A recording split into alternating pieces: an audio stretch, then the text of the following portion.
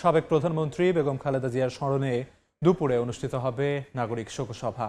বেলা 2:30টায় জাতীয় সংসদ ভবনের দক্ষিণ প্লাজায় শোকসভা হবে।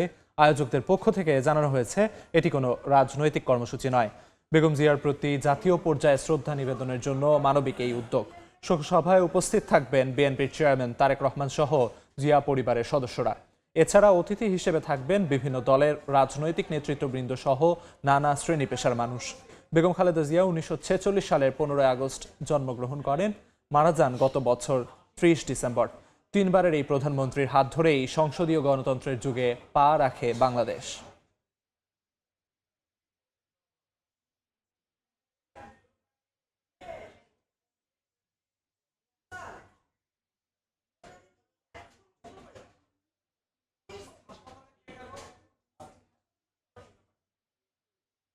এই মুহূর্তে সংসদ ভবনের দক্ষিণ প্লাজায় আছেন সহকর্মী আহমেদ সালেহিন।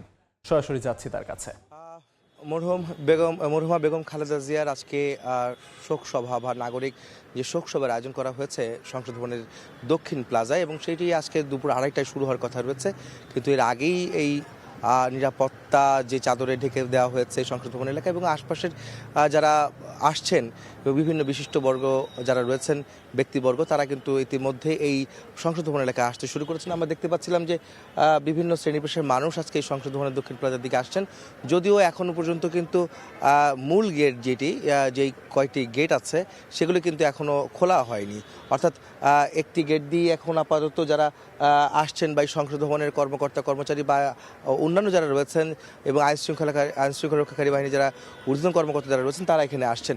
আপনারা জানেন যে বিএনপি চেয়ারপারসন বেগম খালেদা জিয়া যিনি গত 30শে ডিসেম্বর তিনি ইন্তেকাল করেছেন, এবং তারপরে তার এই আয়োজনকে ঘিরে তাকে স্মরণ করে তার জন্য একটি নাগরিক সমাজের উদ্যোগে এই শোক সভার আয়োজন করা হয়েছে। নাগরিক সভার আয়োজন করা হচ্ছে যেখানে বিভিন্ন শ্রেণী পেশার মানুষ, বুদ্ধিজীবী সহ বিশিষ্ট ব্যক্তিবর্গ তারা এখানে আসবেন।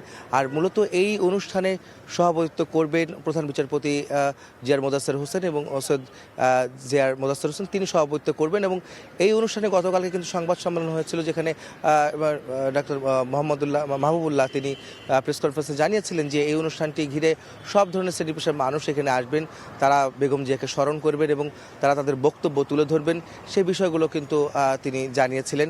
এবং এই আয়োজনটি সম্পূর্ণ অরাজনৈতিক একটি আয়োজন। তারা কিন্তু সেই আমন্ত্রণ পত্রে এবং তারা কিন্তু বারবার বলেছেন যে এই অনুষ্ঠানটি, এই শোক সভা বা এই নাগরিক যে সভা অনুষ্ঠিত হতে যাচ্ছে, এইটা কিন্তু কোনো রাজনৈতিক কোনো উদ্যোগিত হচ্ছে না, নাগরিক সমাজের উদ্যোগে এই অনুষ্ঠানটি আয়োজন করা হয়েছে।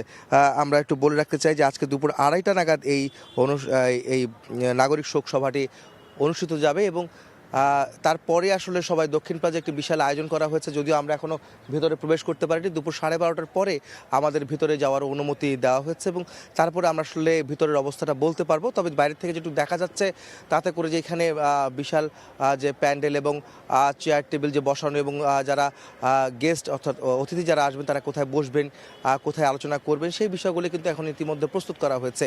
এই সব মিলে যদি বলা যায় যে দুপুর 2:30টায় শুরু হওয়া এই অনুষ্ঠানটি ঘিরে ইতিমধ্যে সংসদ ভবনের বিভিন্ন গেট দিয়ে আসলে প্রবেশ করার চেষ্টা করছেন সাধারণ মানুষ, যারা অতিথি যারা রয়েছেন তারা আসার চেষ্টা করছেন এবং 12:30টার পরে হয়তো গেট খুলবে, তখন হয়তো ভিতরে তারা প্রবেশ করতে পারবেন।